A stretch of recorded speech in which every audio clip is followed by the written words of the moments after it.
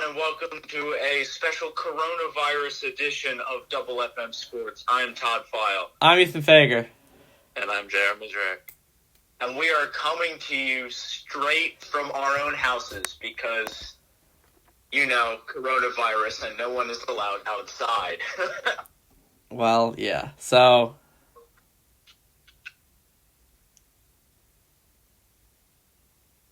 we don't got much to talk about. Yeah, we've only really got a couple things we want to talk about to you guys. We're going to kick it off with the coronavirus and how it affects the sports world. So, to you guys, I guess my question is, what do you think has had the biggest impact? Like, what sport do you think's taken the biggest hit from this event? I mean, the way I see it is that,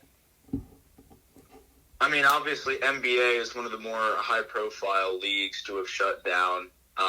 They're one of the first to shut down.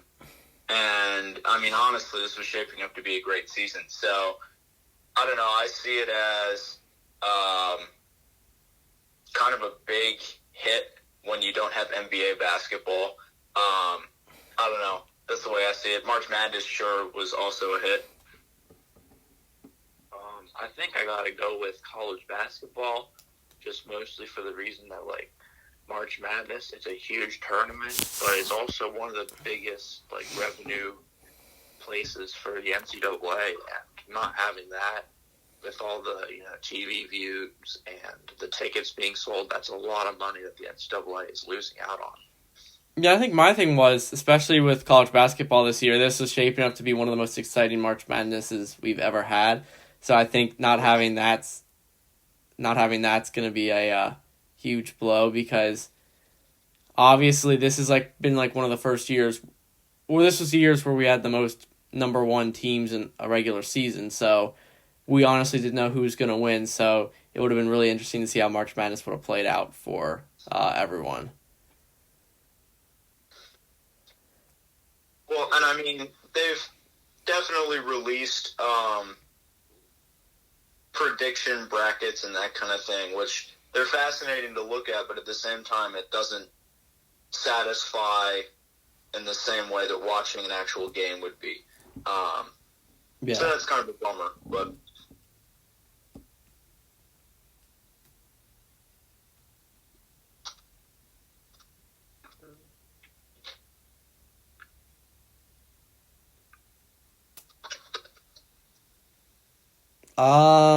So do we want to still talk about the coronavirus, or do we want to move on?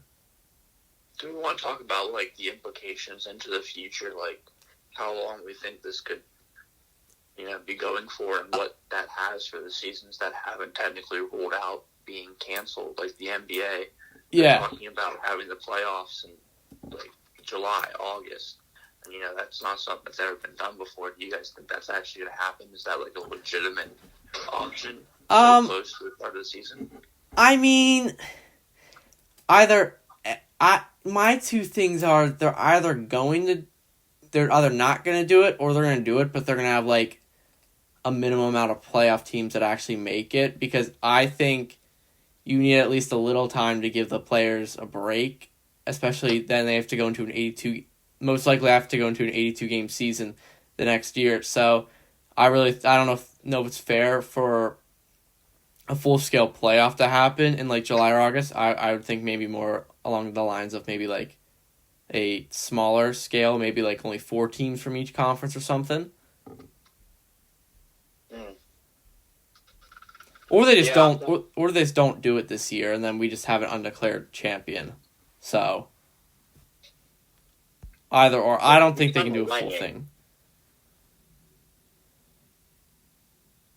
Yeah.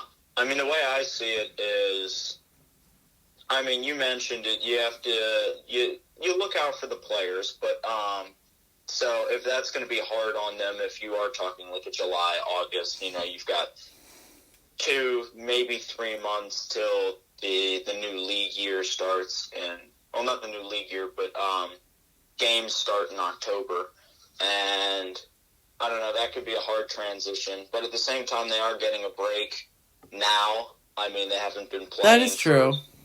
For 2 weeks, And if they do start playing in like June or late May, you've got basically a little bit shorter summer league in the spring, except no one's been playing. Yeah, that is true. I mean, obviously, they're probably not going to have a summer league if they do play playoffs and stuff. Right. So, yeah, it'll be interesting to see. I think this honestly depends on how long the coronavirus spread happens because, to be honest, no one really knows how long this is going to go on for. Like, I mean, we talked about how I think it was said that President Trump said life might not become normal until August. And if that's the case, then there's really no point of having like a playoffs. But then again, we don't know how long this is gonna last for because this could last for another 2 weeks and be done for all we know. Yeah. So I just think it's like what ifs, I guess. Yeah, what exactly. If this, what if that? You can't really tell because we don't know anything. Right. And I think that's the scary part too, because this could go on for another like 4 or 5 months, at the same time. So we just don't know. Right.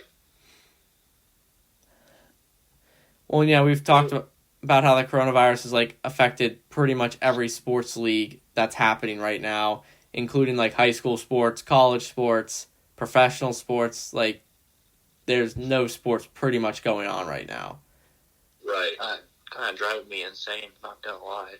Yeah, exactly. Especially this time around March Madness. This March Madness is usually how I get through this time of the year. So, without it, it's been a rough life.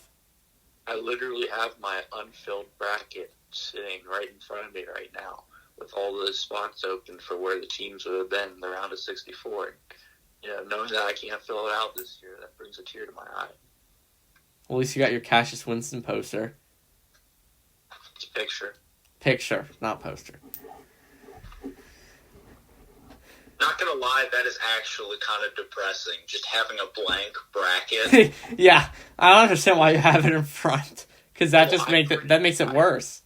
I printed it out like a week and a half ago, and I set it down here, and I was gonna come watch Selection Sunday in what would it have been? Was it last Sunday or would it be? Yeah, this Sunday. No, last Sunday. Last Sunday. Yeah, it would have been last Sunday. Yeah, I printed out like midway through last week, and I just had to sit down here. I was going to come watch Selection Sunday, big event, and I was going to fill it out as we go, put all the teams down, and it's just been sitting there blank ever since. No, that is depressing. That's like sad. That's it's funny, but it's sad too. Yeah, it hurts. I think it hurts everyone, because yeah, I would agree. This is like most people's like favorite time of the year when March Madness hits, because March Madness is like one of the greatest things to ever happen in sports, in my opinion.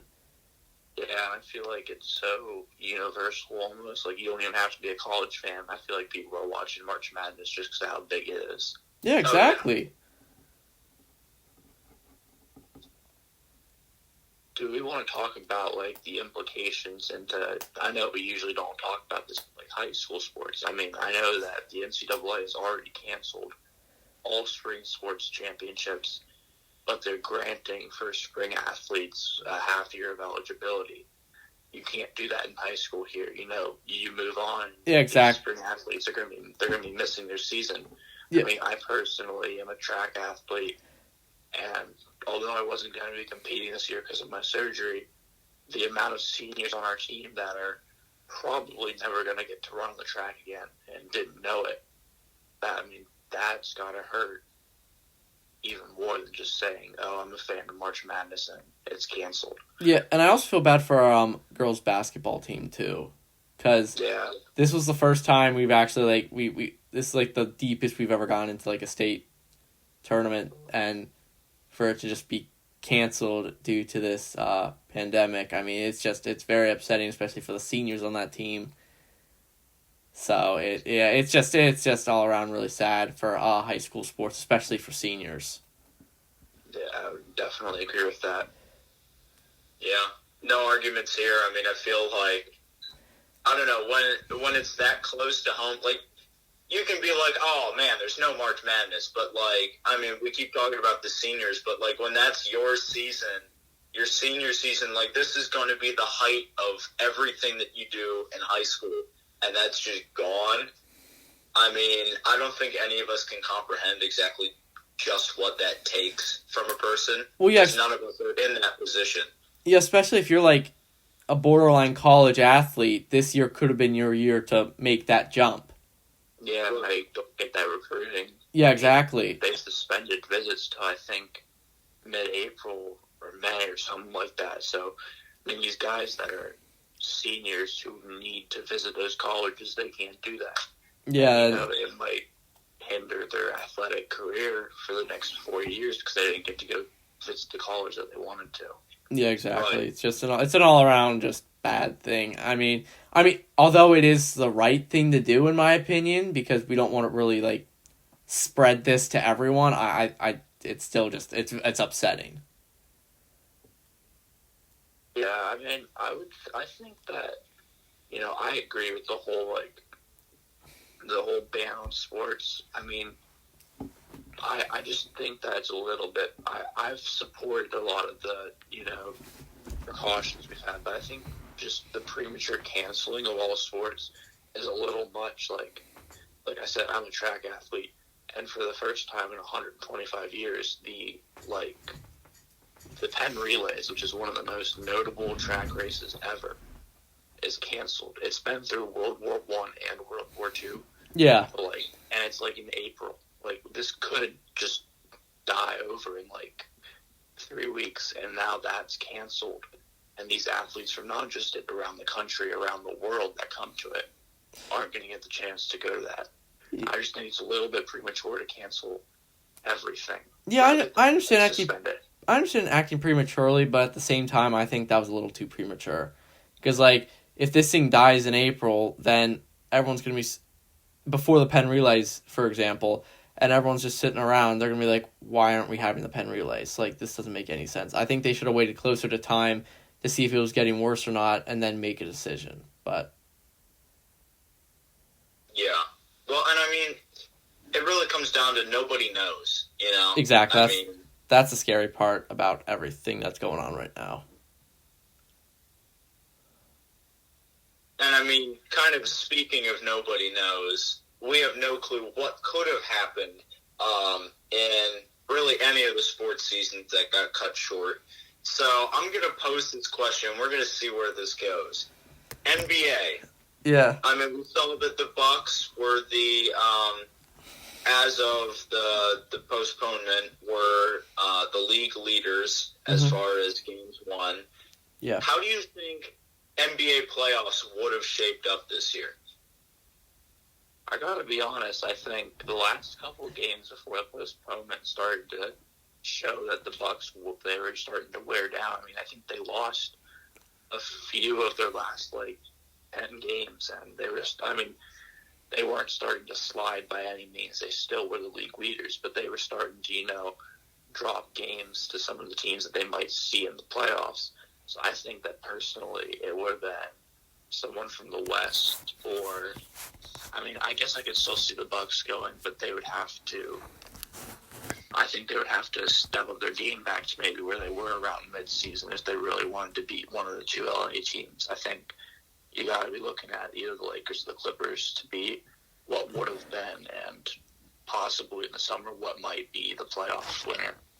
Yeah, I'm with you. I kind of think it was. I thought the Lakers were going to win it, or would have won it, in all honesty, based on how good they were playing. Yeah, and I agree with you. I think the Bucks were very good at the start of the middle of the season, but like you said, in the last couple of games, they started to show a little signs of weakness. So if it would have, I would have still said they might have made the finals, but I think it would have been Bucks-Lakers, and I think the Lakers would have won, in my opinion. I mean, even if it were Bucks-Lakers, that would be a good finals game. Oh, yeah, it'd still be good. I think the Lakers would have won, though. Yeah, honestly, I feel like not that there aren't good guys on the Bucks that aren't named Giannis. I mean, you've got like Chris Middleton and those guys who are more of role players than an outright star. But I don't know. I feel like that Lakers lineup. I feel like LeBron and Anthony Davis together can do a whole lot more than Giannis could on his own. Well, and I think what's good at the Lakers team this year, what was good about them was their supporting cast, what they had. Right. Because they had... Ethan, you can go. Alright, so they had like a lot of really good role players, like, I don't know, like JaVale McGee, Rajon Rondo, Alex Caruso. They just had a lot of good role players. And don't get me wrong, the Bucks did too, but I just thought the Lakers supporting cast was much better than the Bucks supporting cast this year. Yeah, I would agree with that. I think they had a pretty good mix of young guys that were up and coming that know what they're doing, and a bunch of veterans that are, really good. And I think they just, all of that kind of meshed for the Lakers to make, what would have been, again, in my opinion, the NBA champions of 2020. Yeah. And I mean, if that team stays together next year, I could see them winning next year. But then again, with free agency and money value, I don't know if I see that team sticking together necessarily. Yeah, I think someone's got to go. I mean, salary cap's always a big deal. I mean, just where you're going to get paid is a big deal. I mean, and I believe Giannis is a free agent this year. It's either this year or next. I can't remember. Which that's gonna be pretty big. Yeah, but he has the option to sign an extension. I think if it's not this year, then it's during next season he can sign an extension. So it just really depends on what he decides to do with his career. I have heard, though, that there are rumors that he could go to the... Shoot, who is it? Mavericks? It might have been, actually. I've heard rumors about the Mavericks, but... I think that might have been who it was. I think it was the Mavericks, and then you moved Kristaps to the center. And then you got Luka, Giannis, and Kristaps. That's scary, though. Yeah. I mean, you've got a lot of, all-star NBA big men there. There's not a whole lot you can do, especially on defense, against a unit like that. Not to mention, that'd be the definition of foreign basketball players. I mean, you got 3 guys that are from overseas. Yeah. Yeah, you just need a good point guard or a decent point guard to chuck in there, feeding them the ball, and then you're golden there. Jalen Brunson can do that. He's not bad. Or I'm saying like a Derrick Rose, maybe. Derrick Rose might be done after this year. I don't know. Oh, that is true.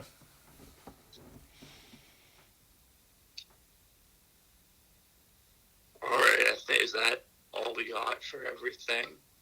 I think so. Time to move on to the big one. Yeah, and the big one being NFL free agency. I mean, NFL, Roger Goodell has contemplated, because of coronavirus, pushing back the draft. But as far as I know, the draft is still going to be in April. Mm-hmm. And the season still seems to be on schedule. So free agency is on schedule. And I don't know, we've got some pretty big movement going on here. Do you want to start with the big trade? Which one?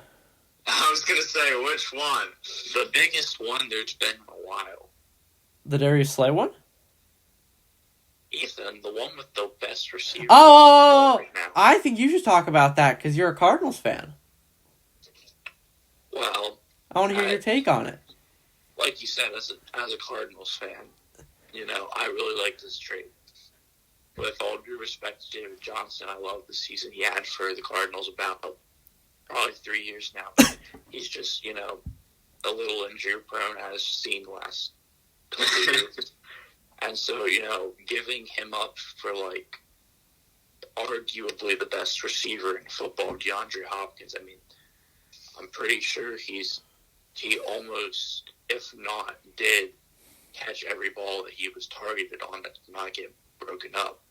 I'm pretty sure there's a stat that every single one that hit his hands he caught up until it might have been the last week of the season or the playoffs. No, they didn't make the playoffs. Yes, they did. Did they make the playoffs? They did? Okay. But, you put that with Larry Fitzgerald and DeAndre Hopkins, you got them. Kyler Murray would have to purposely try to do bad to, have a bad passing game. Those are two of the most reliable guys in the game right now. Well, yeah, and I was going to say, this is kind of looking like how the Browns did. The only difference is I think Kyler Murray could actually have a good season, unlike Baker Mayfield. Because I thought a lot of people, well, obviously I think Baker Mayfield's overrated. I don't think Kyler Murray's overrated. I think Kyler Murray's good, and I think he's the perfect guy to lead that Cardinals offense. And I think if they're all healthy and if they're all in top form, I think they could make a serious run next year. They definitely could, but part of it also, no matter how your offense is doing, you have to have a defense to back it up. And sure, the defensive line will be good. You've got Chandler Jones, and they just got Jordan Phillips from the Bills. And in the secondary, you've got Budda Baker, who, last season, from what I saw, proved that he could be a lockdown corner. But at the same time, I feel like they don't have a whole lot in that linebacking core. They just got Devin Kennard from the Lions, so he'll be able to fill in that gap a little bit. But I don't know. I feel like there's still holes in the defense, and they most certainly have to get their offensive line figured out. Now, Jared, I was going to ask you this. What do you think about Kenyon Drake getting the transition tag for the Cardinals? If I gotta be 100% honest, I have no clue what a transition tag is. Yeah, I don't know what it means either, but I know Kenyon Drake's coming back to the Cardinals. Do you like Kenyon Drake as your team's running back? I think that, I guess we really haven't seen enough of him in a Cardinals uniform to really prove what he's going to be. But, the few games that he did play, I'm pretty sure he did have a 200-yard, 4-touchdown game late in the season last year. Or something close to that. So, if he's going to do that for us week in and week out, I'll take Kenyon Drake any day. Now, would you rather Kenyon Drake or David Johnson? Well, if David Johnson was still on the Cardinals, who would you want as a starting running back? I don't know what David Johnson's really capable of now. Obviously he had that good season 3 years ago, like I said, but he's been hurt the last years since that, and I don't know what his skill level is at this point. So, Kenyon Drake's proved himself in that one game I just mentioned. I think I'd take Kenyon Drake right now. Yeah. And he's obviously an Alabama player, so I like that very much. Stop. No. We're not going there. Kenyon Drake, he's obvious. He's a younger guy. He's got what seems like many years left in the tank. Mm-hmm. And he seems to really fit well into Cliff Kingsbury's scheme. So, I don't know. We'll see where it goes.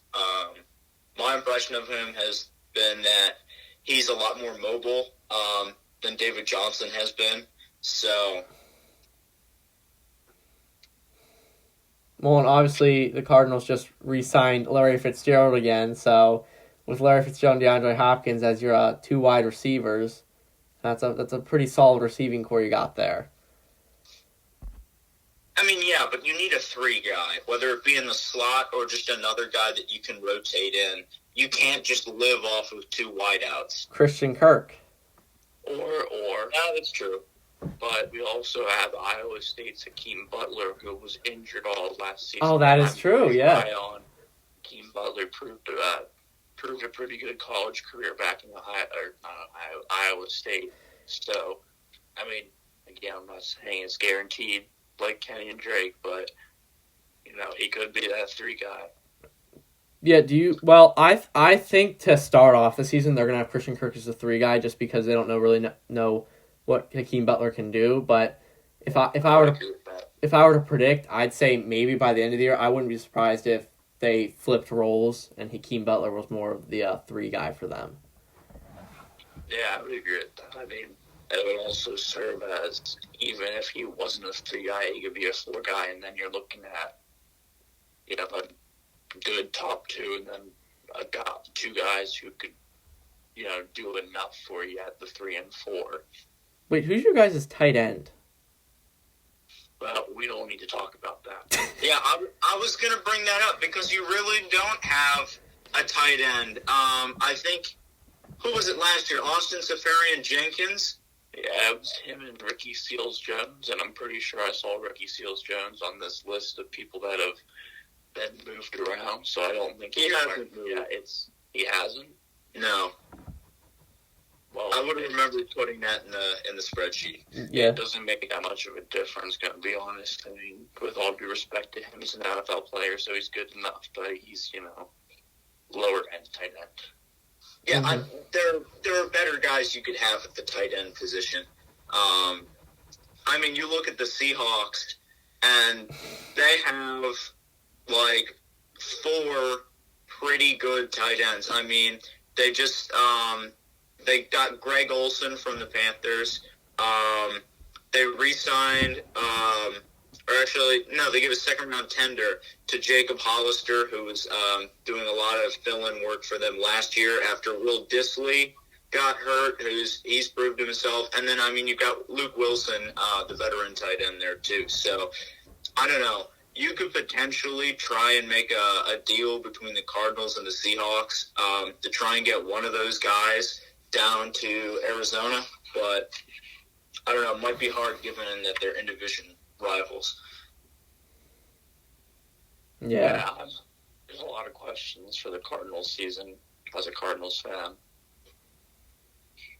Well, I think Kyler Murray's gonna have a very good year this year if they can have in order to have success for them. Kyler Murray needs to have a good year.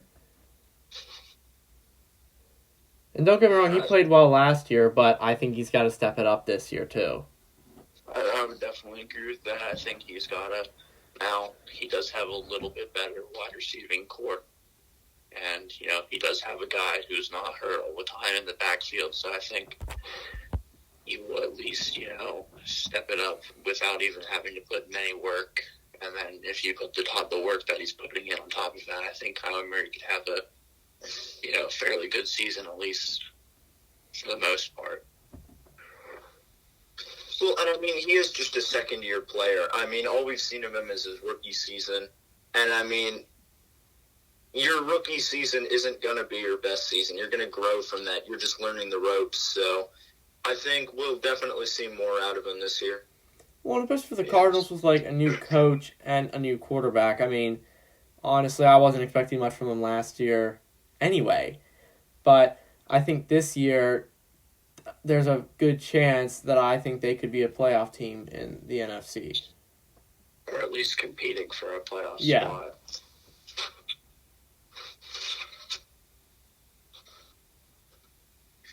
Yeah, and since you mentioned playoff spots, the collective bargaining agreement got approved by the players.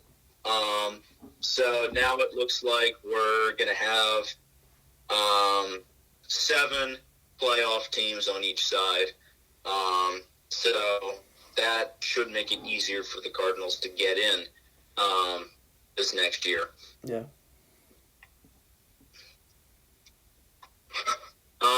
Looking at the spreadsheet, I'm seeing a lot of big moves in the AFC West that really kind of intrigue me. The Raiders at this point scare me, especially on defense, which hasn't been necessarily a good area for them in the past couple of years. I would definitely agree with that. I mean, just seeing all the ESPN trades and signings, I mean, they look pretty bolstered up on the defensive side of the ball compared to last year. Yeah, well, they signed guys like Carl Nassib, Malik Collins, Corey Littleton, Nick Kwiatkowski.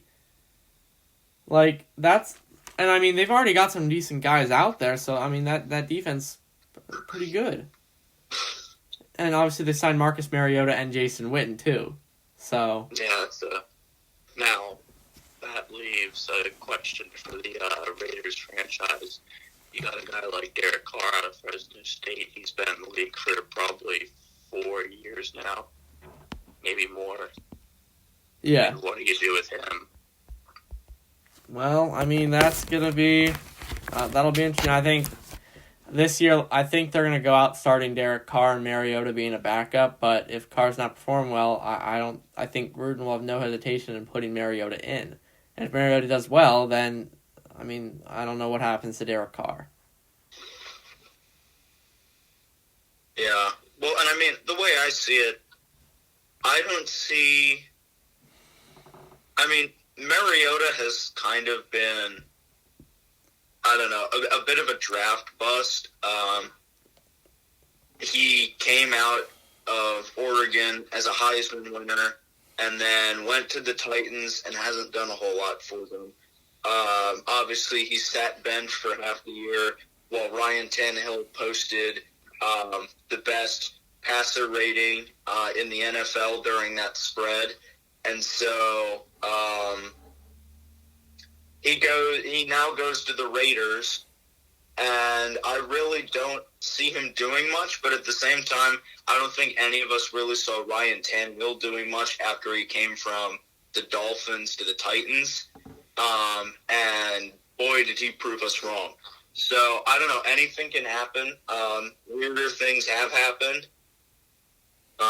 So that'll just be one we'll have to wait and see. Yeah, I would agree with that. There's another team out of Chicago, the Bears, that are in a pretty similar situation with two potential starting quarterbacks, Mitch Trubisky and Nick Foles, and they just traded for him. What do you guys think about that situation? Well, I think they traded Nick Foles to maybe push Mitch Trubisky because I personally think Trubisky's going to start next year for them, at the start of the season at least, and I think they're hoping Nick Foles is going to, the presence of Nick Foles and that competitiveness is going to force Mitch Trubisky to play better. I think that's what they were going for in that trade.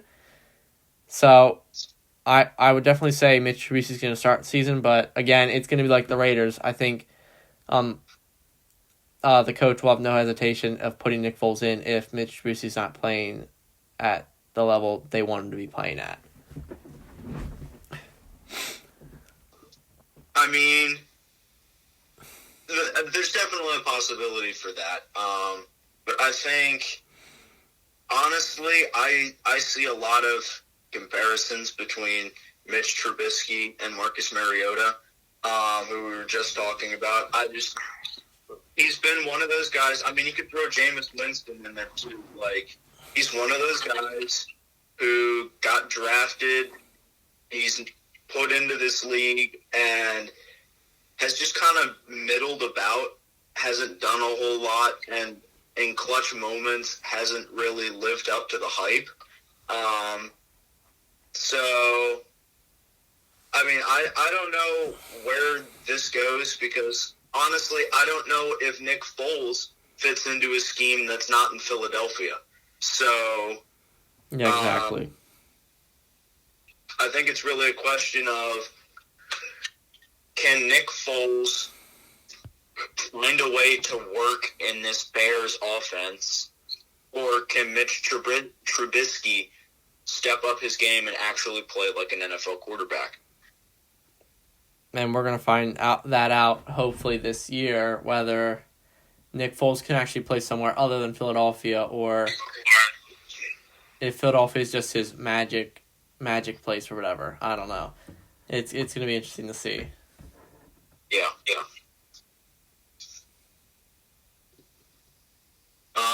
And I mean, going back to what we were saying about the AFC West Chargers, I liked the moves that they've made this offseason. I mean, you're looking at they just signed the former Vikings nose tackle Linval Joseph. They tagged Hunter Henry. They traded for Try Turner from the Panthers. They got Chris Harris, who was coming off a great year in Denver. And they got Brian Bulaga to also help bolster that O-line. And, I mean, not to mention they re-signed Austin Eckler. He's their clear RB1 at this point. The only hole I really see for the Chargers is who's going to be their quarterback. Well, and I think as of right now, they're rolling with Tyrod Taylor. I mean, Tyrod Taylor has actually played, decently. I mean, he's not the starting quarterback that a lot of teams have, but Tyrod Taylor was, once long ago a starting quarterback who, did win a few games. Well, I wouldn't be surprised to see the Chargers draft someone. So, or, this might switch into another topic, but Jameis Winston always is an option. Oh, boy. I don't know. I kind of like that, actually. I think in Jameis Winston's, he needs to work on not turning the ball over so much. Yes, I would agree with that, I think, but that decision-making comes with experience, and yes, he has been in the league for a good amount of time now, but he is still in his 20s. He still probably does, if he can get that decision-making down, have a good, 8 years left in his career. I mean, he could very easily, if he goes to the Chargers with Keenan Allen and Mike Williams, two really good receivers, he could turn his career around, and next thing you know, the Buccaneers are calling back for him because they, regret signing Tom Brady and letting a young guy go. All right, and that's probably going to be our next topic. So Tom Brady is, I believe, going to the Bucs. He has pending physical. What do you guys think about that move for Tom Brady? It's a big one, obviously. I mean, Tom Brady, arguably the greatest of all time, in my opinion, is the greatest of all time. I mean, he does have a decent offense down there now. I mean, with all due respect to the Patriots this year, their offense wasn't really doing much with all the injuries. Now he's got, disposable receivers like Mike Evans, Chris Godwin, and he's got a decent tight end in O.J. Howard. And I can't remember exactly who the running back is off the top of my head, obviously. Either Ronald Jones or Peyton Barber. All right, so, he's got two decent running backs there. Obviously not the depth of James White, Sony Michel, and Rex Burkhead of the Patriots, but I think that, I'm not saying Tom Brady's going to have a little spark in his career compared to last year, but Tom Brady could have at least a little bit better stat-wise with the receivers who both actually posted, I'm pretty sure, top 5 yardage on the season last year. So, I mean, I think it's a good trade or a good place for Tom, to end his career, not to mention the nice, sunny Tampa Bay. Well, yeah, I think, and obviously he's I think this is I don't know, it's since he was in New England for 20 years, I think he's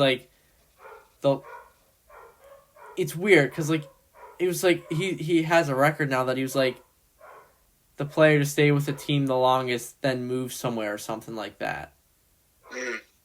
Because he was with New England for 20 years. And honestly, a couple years ago, I didn't see him leaving New England. Yeah, I don't think anybody really did. I mean, that was kind of his home. That was his place. Yeah.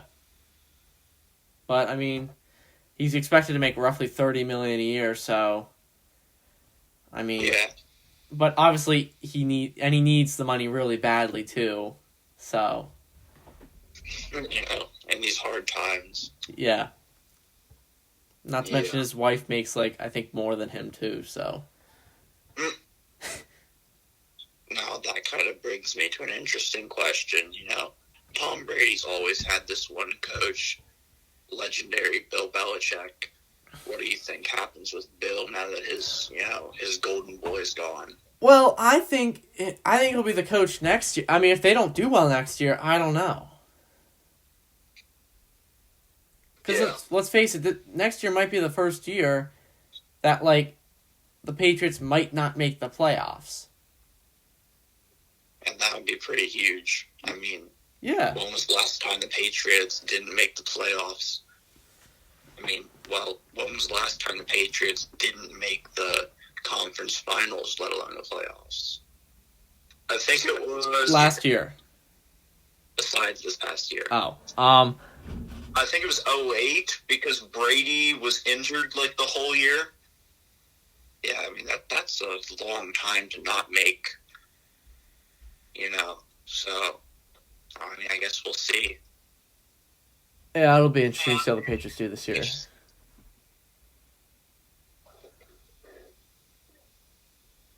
Well, and I mean, when we're talking about Bill Belichick, he's one of those guys who has a habit of taking no-name players and making them into somebody. So, I mean... i.e. Tom Brady. Well, yes, Tom Brady. Julian Edelman was a 7th rounder. Chris Hogan. Chris Hogan. There's a ton of dudes on defense who were undrafted free agents. On the offensive side of the ball, too. So when you look at a QB roster that has Jarrett Stidham, and I don't even know who's behind him. Is it Brian Hoyer still? No. Cody Kessler. That might be it. Yeah. Oh. Brian Hoyer is with the Colts now, but yeah, that happened a while ago. Anyway. Yeah, he played against the Steelers because I don't know who their quarterback was, but. Will Brian Hoyer still be with the Colts after the big deal that went down? Phillip Rivers to the Colts. I don't know. I mean, Brian Hoyer's at that age too that he might just retire.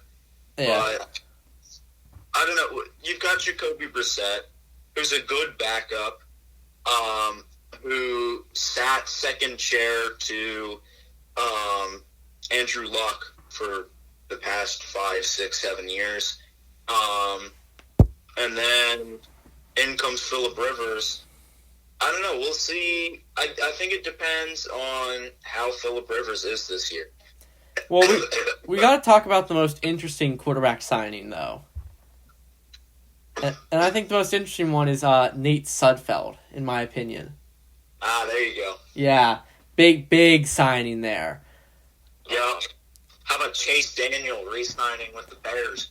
Oh, that's another interest. Or Chad Henne to the Chiefs. Never saw that one coming. But I'm joking, by the way. If you can't tell the sarcasm from my voice, I don't think those are worth mentioning apart from jokes. But, Teddy Bridgewater. That's a pretty big deal. Obviously, with Cam Newton requesting, or the Panthers allowing Cam Newton to request a trade. I don't know the parameters of that because Cam Newton obviously took to Instagram saying it's a mess. But anyway, I think the Panthers knew that Cam Newton probably wasn't going to be their starting quarterback, so they had to go out and get someone, and that someone was Teddy Bridgewater. I just don't. I mean, I guess it's a good move for the Panthers to get a guy who has proven himself at the same time. I kind of feel bad for Teddy Bridgewater because that team is not at the greatest right now. I mean, obviously they have Christian McCaffrey, who's a pretty good. What do you mean they just signed Seth Roberts? No. Yeah, Seth Roberts. He's a legend. I mean, they got DJ Moore, he's probably 25 now. I don't know. He's pretty good. I mean, but they really don't have much on the offensive side of the ball besides Christian McCaffrey. Yeah, I'm with you there. In all honesty, I think Teddy Bridgewater's thrown into a tough position there, and I don't know if he'll be able to dig the Panthers out of that hole, but we'll see.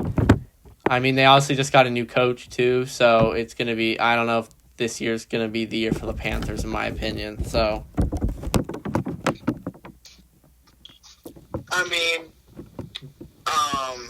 Another name you forgot to mention on the offensive side of the ball is you've got Curtis Samuel. So, you've got a decent pair of receivers there between DJ Moore and Curtis Samuel.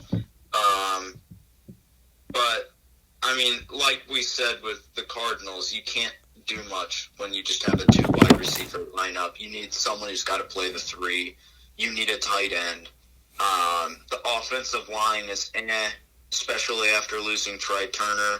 And yes, you get Russell Okung, but he's been injured a lot of, at least the past season. So, there's that. The defensive side of the ball doesn't look great. After Luke Kuechly retires.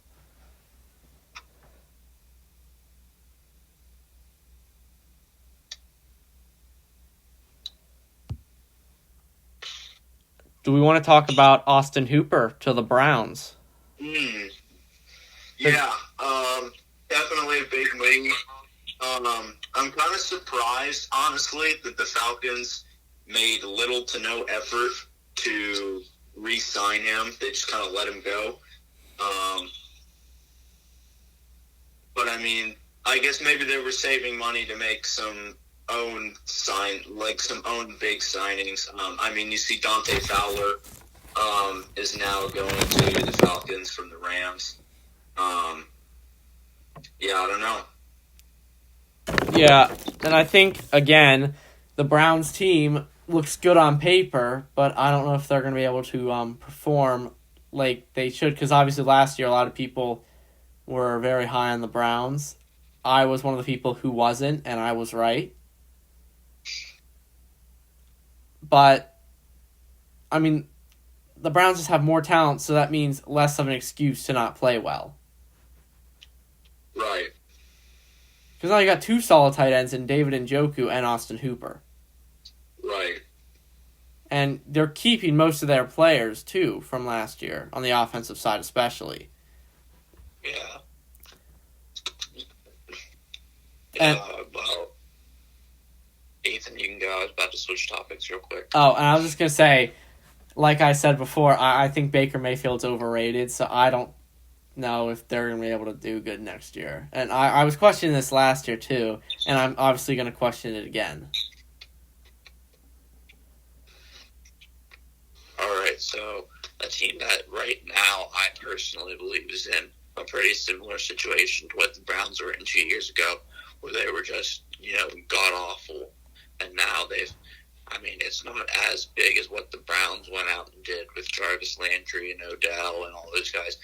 But I'm looking at the Dolphins and who they signed. Kyle Van Noy, Jordan Howard, Manny Pogba, Shaq Lawson, and Eric Flowers. All of those guys are, top half of the league players at their given position. I'm not saying the Dolphins are going to go out and compete for a Super Bowl, but don't you think with, strengthening the team like that, they could at least be competitive, especially with Tom Brady now out of their division? Well, they need a quarterback. I'm not so sure, actually. Who would be their quarterback? Ryan Fitzpatrick. Or Josh Rosen. Josh Rosen. Josh Rosen's still young. Well, I think Tank for Tua is coming back. It could, yeah. There's plenty of other quarterbacks outside of Tua in this draft class that, could at least, I think, maybe get the job done. Yeah, but Tank for Tua. It's been a social media. Well, am I wrong? Well, no, but See, if Tua went to the Steelers, I'd be much more happier than if he went to the Dolphins. Well, we don't have our first round pick, Ethan. Well, we could trade for a first round pick. Who? I don't want to give up any of our guys, so that's the problem. Exactly. Well, I mean, we could give up, like, Mason Rudolph. He worth a first round pick? Round pick, buddy. I think he's worth a first round pick. Do you think people want Mason Rudolph? Huh? I was going to say, you think people want Mason Rudolph? What about Duck? Ethan, those guys combined are not a first round pick. They're worth like a fifth round pick. If that. Together, they're. Yeah. No, yeah, I don't know where Tua's going to go. I personally think he's going to the Dolphins right now, but we'll see. All right, so I think we might have forgotten about a decently big trade that just happened the last few days. Todd, this one might hurt you a little bit, but Stephon Diggs to the Buffalo Bills. I mean, I knew you were going to talk about that as soon as you said it was going to hurt me as a Vikings fan. But, I don't know. I mean, I'm not the most I'm not a fan of this trade. And I'm not saying that as a Vikings fan. I'm just saying that as someone who's thinking this through. And I don't see it being necessarily beneficial to the Bills to trade for a top 15 wide receiver in Stephon Diggs when your quarterback clearly cannot execute in order to get the ball to Diggs. Yeah. I mean, like we've been saying, the common theme this past few minutes have been young quarterbacks, and Josh Allen is still a young quarterback. I mean, there's a lot of development between all these young guys that could happen in the next few years that maybe might allow Josh Allen to become that guy who can get the ball to Stephon Diggs. Yeah.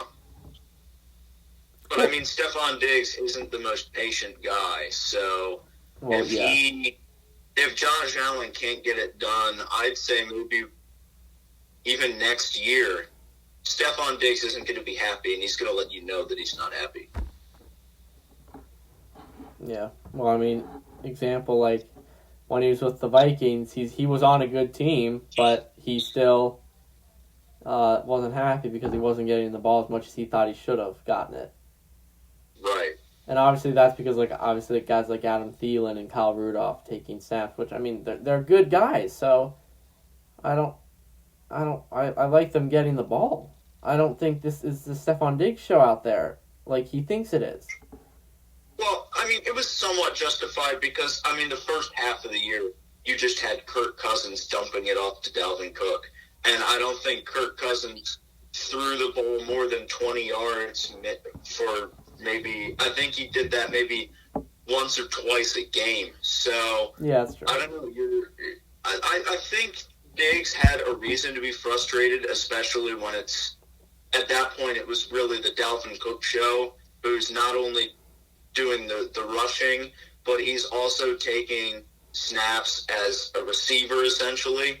So I think that was definitely justified frustration. And, but I don't know. I see him kind of like Odell with a potential to throw a hissy fit. So, well, I think the thing about Stephon Diggs is he's not a team player. I think he's a little more on the selfish side.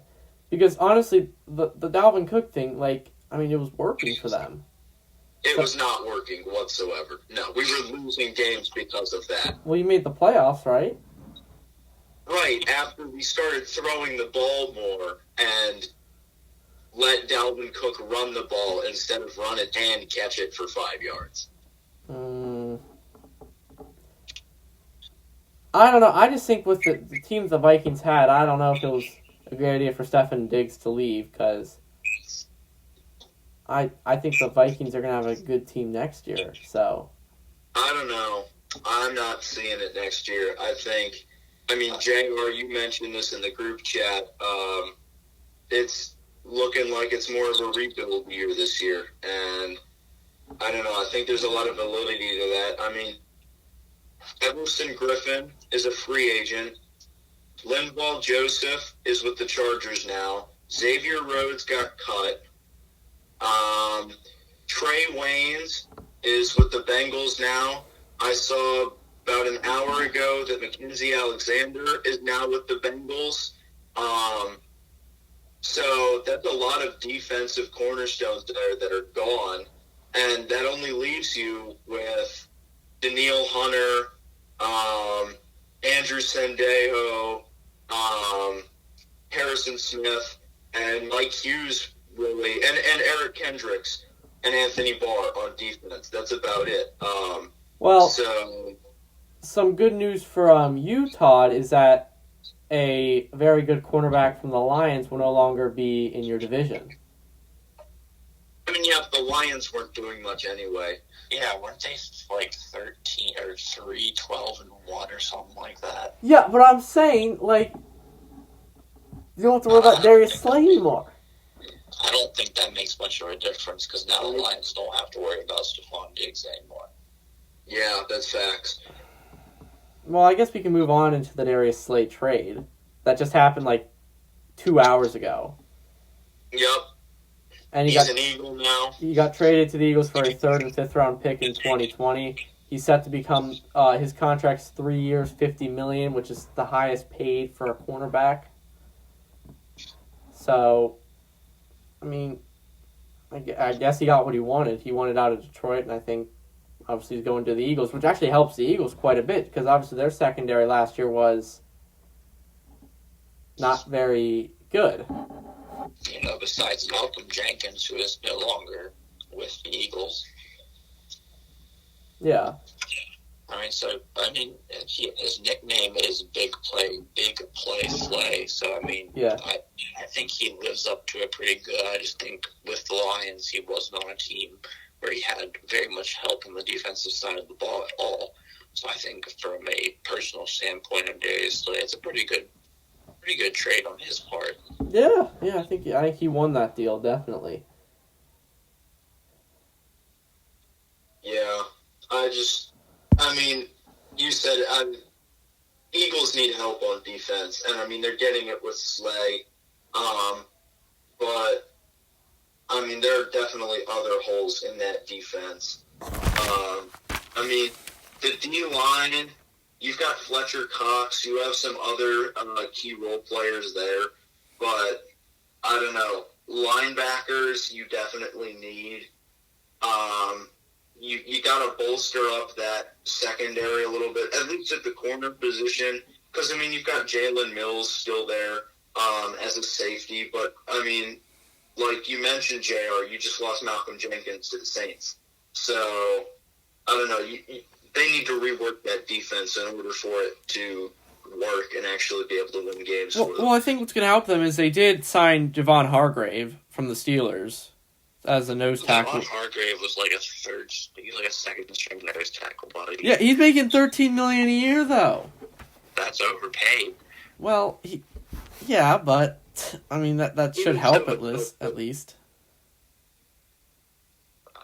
don't think Javon Hargrave's that big of a nose tackle deal, however, and I don't know if we're ready to switch topics or not, there is a pretty big I don't know if he's a nose tackle per se, but a defensive tackle in DeForest Buckner of the 49ers going to the Colts for their first-round pick this year, which I'm pretty sure is 3 or maybe 4. Yeah, I'm pretty sure Heath is not going to be too happy with that. Yeah. No, there's no way the Colts pick was a 3 or a 4. No. They were like it's top 10. I thought it was 13. Yeah, I think Ethan's got it more. Hold on, let me look this up. I'm already on it.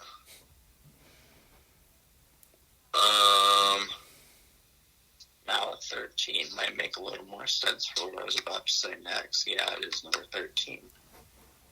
I was going to say a lot more sense, though. Okay, that makes more sense for what I'm about to say, though, because I think, although they are losing DeForest Buckner on the defensive side of the ball, they do still have a pretty scary defensive line in the 49ers, and that opens up that 13th round pick for possibly Oklahoma wide receiver CeeDee Lamb to be picked. And that could really, besides George Kittle, there aren't really many big name wide receivers on the 49ers, and adding CeeDee Lamb could be huge for them. Deebo Samuel. Okay, but Deebo Samuel's a rookie, and I wouldn't consider him a huge name. Deebo Samuel's good, don't get me wrong, but CeeDee Lamb is special. I think we've all watched him in college. He's one of the shiftiest wide receivers we've seen in a while. Yeah. Well, and Emmanuel Sanders is probably going to leave the Niners as a free agent, so you lose that. And there is a case to be made for them building up wide receiver depth, because after Deebo Samuel, if Emmanuel Sanders is gone, you're left with Dante Pettis and why can't I think of his name? Shoot. Exactly. No, I know exactly what I'm thinking of. He was an Olympic long jumper, maybe? Why? Oh, what was his name? Give me a second.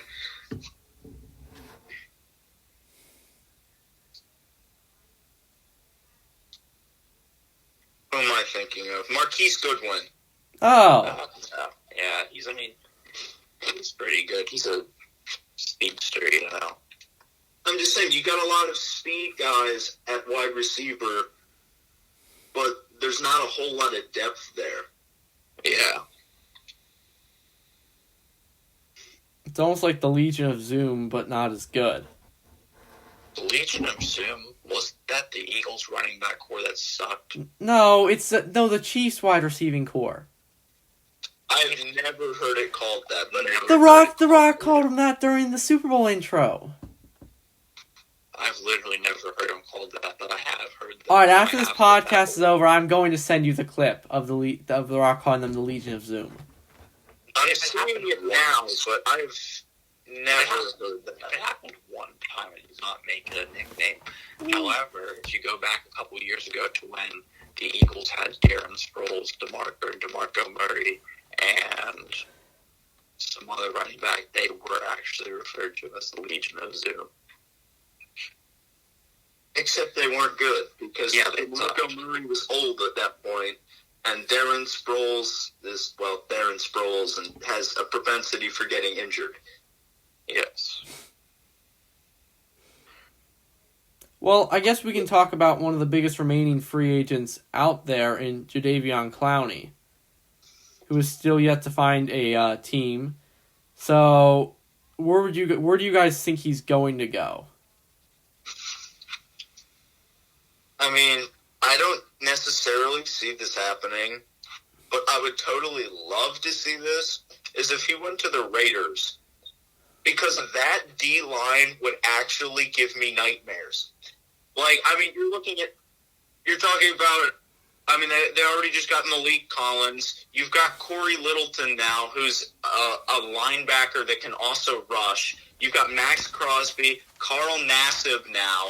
And if you add Jadeveon Clowney to that, you're talking about what the Niners had last year, but on steroids. But the problem would be if you add Jadeveon Clowney, how would that work with the salary cap? Do they have enough room to, pay him and have that flexibility for some guy who would want an extension? Yeah, there is that concern. But I'm saying if they were able to make that happen, that would be scary. Yeah, I definitely agree with that, though. That would definitely be something that I would not want to be a quarterback facing. Yeah, well, who are some of the other top free agents still available right now? I mentioned Emmanuel Sanders. Devontae Freeman. This is cut. Yeah. My thing with Devontae Freeman is that he was injured a couple of years ago, and now he hasn't done a whole lot since. So I don't think he's the same Devontae Freeman that we saw in 2015. Yeah. Or I guess 2016. Against the Pats in the Super Bowl, or even in that season leading up to it. So I don't know if he's really going to be that big of a factor. Mm-hmm. I would agree with that. I mean, and since you brought up Devontae Freeman being cut, another one of the guys that got cut from the Falcons was Desmond Trufant, who then, interestingly enough, got signed by the Lions. Yeah. Which, I don't know, the way that looks right now is that they took Desmond Trufant over Darius Slay. And, I don't know, I would have liked to have seen Desmond Trufant and Darius Slay together. Yeah. But, I mean, if you don't have the money to pay a high-profile player like Darius Slay, I mean, Desmond Trufant will get the job done, but he's not the same kind of lockdown corner as Darius Slay is. So, Well, I think the thing was, I don't think Darius Slay wanted to be in Detroit just because. I mean, at the same time, that wasn't really the impression that I got. I more so saw it as, I mean, we were talking about it, or at least the Lions were talking about it, like, midway through last season, potentially trying to shop Darius Slay, and he was just kind of the position that, hey, what happens, happens. So I don't see that as him necessarily wanting out. I see it more so the management wanting him out. Yeah.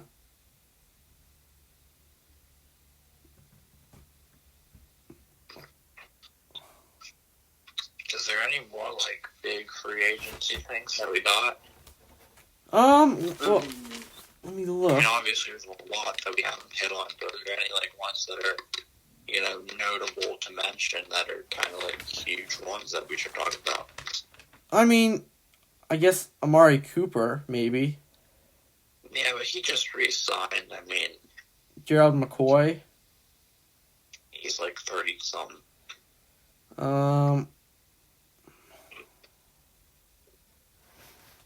We got Stefan Diggs.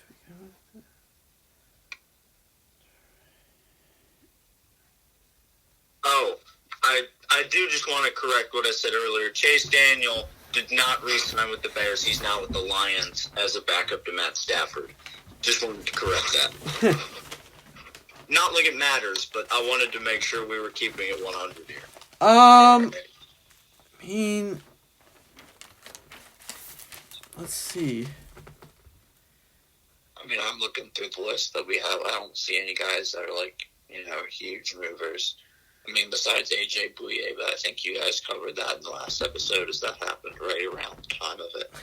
Right. I will say, kind of in the same vein as the Dolphins, I do like some of the decisions that the Bengals and the Giants have made. I mean, the Giants picked up James Bradbury from the Panthers, Blake Martinez from the Packers, as well as Kyler Fackrell from the Packers. So, I mean, they're definitely bolstering that their defense there. I mean, the Bengals definitely getting help in the secondary with both Trey Waynes and Mackenzie Alexander, as well as bringing in Texans deep tackle DJ Reader. You put him up front with, why can't I think of his name Geno now? Atkins. Yes, thank you. I think that'll definitely be a better Bengals defense than what we're used to. Yeah, well, I mean, still the Bengals, so. Yeah. They got to figure out their quarterback situation. I mean, obviously, with the number one pick, it'll probably be Joe Burrow, but... Then what do you do with Andy Dalton? I mean, Andy Dalton will probably... I don't see anyone trying to trade for him. So he might slide to a QB2 and be one of those guys that, one of those veterans who can, like, help coach someone like Joe Burrow. And, I mean, Andy Dalton hasn't been the most prolific quarterback, but he's definitely a lot better than people think he is. And he has had flashes of good seasons. So, I don't know. I see him taking more of that mentor role, potentially. Yeah. Well, and I think like one of the last topics I want to talk about is we briefed on it earlier when we talked about Teddy Bridgewater, but the Cam Newton trade. Where do you see him ending up?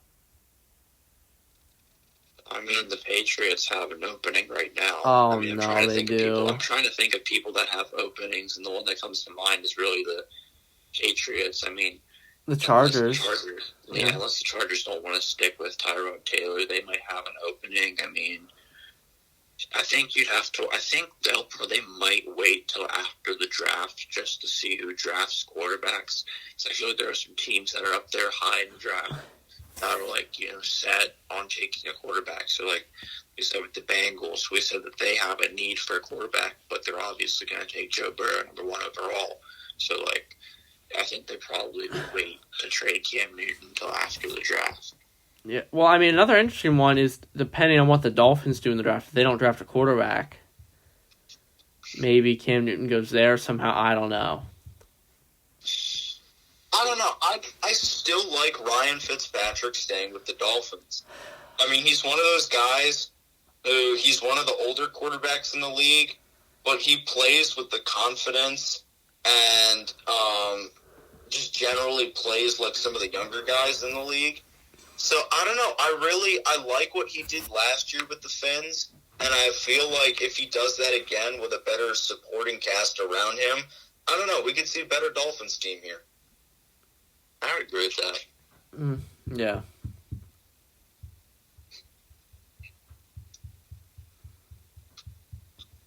My thing with Cam Newton, I feel like, I don't know, he's one of the more polarizing guys in the league. And the way I kind of see it, he reminds me of what happened to Antonio Brown. And